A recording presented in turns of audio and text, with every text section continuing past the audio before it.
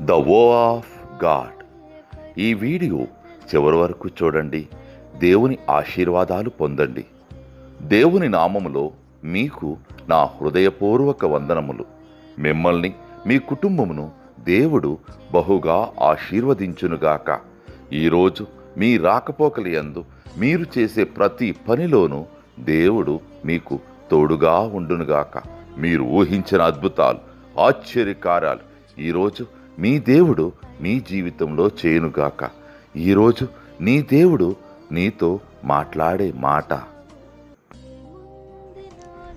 ప్రశస్తమైన రత్నములతో నీకు సరిహద్దులు ఏర్పరచుదును. యెషయా 54:12. I will build your towers with rubies. Isaiah chapter 54 verses 12.